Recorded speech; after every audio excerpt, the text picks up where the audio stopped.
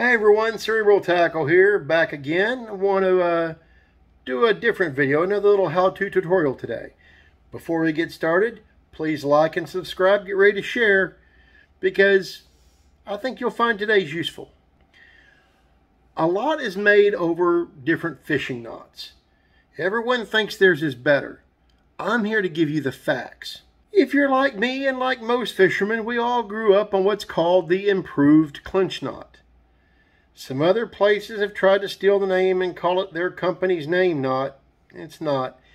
It's the freaking improved clinch knot or a clinch knot.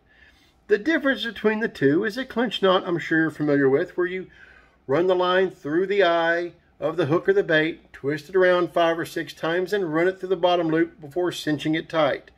That's the clinch knot. The improved clinch knot is where you run it through the eye of the hook twice. 5 to 7 times, twisting it around. You go through the bottom loop and then back through the top loop before cinching it down. The improved clinch knot. A lot of people aren't exactly fond of the Palomar, but I'm going to tell you why it is the best knot known to man. A long time ago, many moons ago, I actually did research for an article on this very subject. People that don't like the Palomar don't know how to tie it properly. There's a reason. It's an extremely easy knot. Don't get me wrong, it's as easy as tying your freaking shoes, literally. However, you just have to pay attention to a couple of small things. Doing that makes it perfect every time. Quickly, before I show you how to tie a Palomar knot, let's talk about statistics for a quick second. Everyone has their own opinion, but I've done the scientific research. When you hear the term tensile strength, it means the actual breaking point of the line, midline, not at the knot. The knot strength is at what point the knot actually breaks itself. Different factors can play into that, most of which whether you've lubricated your knot before cinching it down and if you tied it properly. Truth be told, the clinch knot only retains about 70 to 72% of your line's tensile strength. The improved clinch knot might get you up to around 81, 82%. Still not great. The Palomar knot, on the other hand, will retain between 98 and 100% of your line's tensile strength. They're at the knot. You can't beat that. It makes it the best fishing knot out there for direct tying from your line to your bait or to your terminal tackle. Like I said earlier, it's not complicated. You just want to pay attention to a couple of small details. Learn to perfect it, do it right every time. Once it becomes muscle memory and old hat, you're going to be good to go, and it's going to be almost the only knot you ever need. I'm going to try to break this down step by step so you guys can watch it and hopefully repeat it a few times. I'm going to use my little snippet clippers here as my little boomerang snippet tool as my bait, lure, eye of the hook, what have you. And I'm going to use this nice bright orange twine here to kind of give you a better view. Let's start. The first thing you're going to want to do is you're going to want to take and run your line through the eye of the hook, or the lure, whatever it is, terminal, whatever it is you're tying on, you're going to want to run it through once. And then you're going to want to run it back through the same way that you came. So we came this direction. We're going to run back the way we came. Sorry guys, I'm having to look around here, around the camera. So, once you've done that correctly, you've put it through, back the way you came. You now have it where your eye or your hook, your weight, whatever it is you're dealing with will just slide up and down. You've got basically, essentially a loop passed through your eye. Now that you have your line through the eye of whatever it is you're working with, you're going to make an overhand knot. You're going to take the loop that you put through the eye, you're going to come over and under, creating this cute little overhand knot.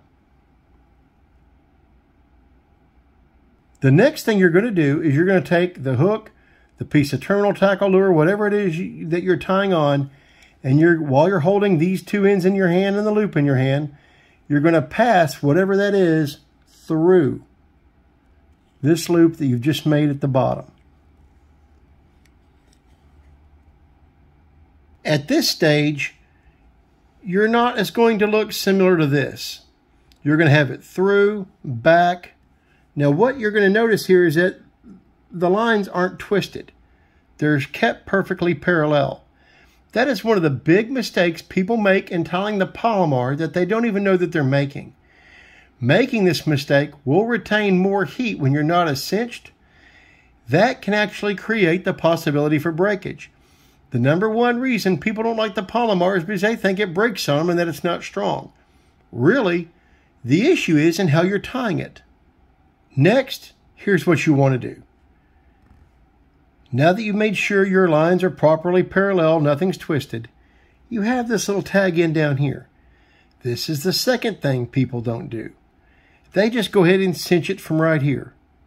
Nope, two more small things you want to do. First, if this were actual fishing line, I would lubricate it. Lubricate the knot. Whether you spit on it, whether you dip your hand in the lake, mineral water, what have you, lubricate the knot good. The Palomar will retain heat when being cinched. Heat is one of the key reasons why your line will weaken and break, is upon heat being applied in the cinch.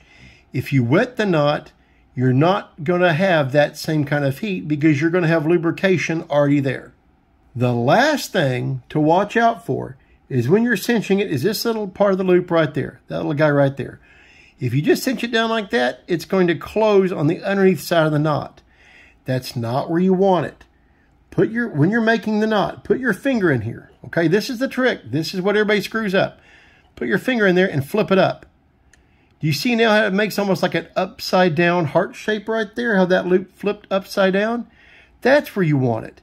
You have your knot lubricated. You have your little heart flipped upside down. Then you cinch down. Taking your tag end and your main line in both hands, pull down tight evenly. And ladies and gentlemen, you have the strongest fishing knot known to man, the Palomar, weighing in at 98 to 100% of your line's tensile strength, and the knot that will take care of the vast majority of your terminal tackle needs. You know, if you're needing a drooper knot or a loop knot or something like that, a surgeon's knot, that's specific for a whole different plethora of reasons, right? If you're tying straight to a lure, to a terminal hook, swivel or whatnot, this bad boy will get it done. Trust me.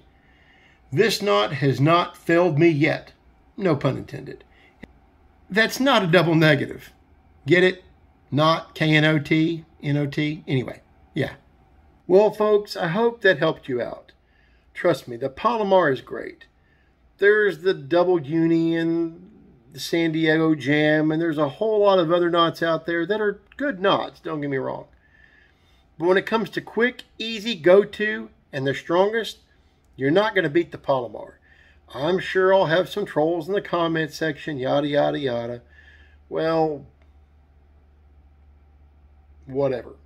Well, folks, I hope you learned something today. Put it into practice. Give it some good time learning it. Make sure you don't cross those lines. Make sure you lubricate it. Make sure you flip that little loop up into the upside down heart. Learn how to tie it. It's going to take good care of you. I promise. So, hope you enjoyed today's video. Like, share, subscribe, and we'll see you again soon. Until next time, you know what I'm going to say. Get out there and keep it wet.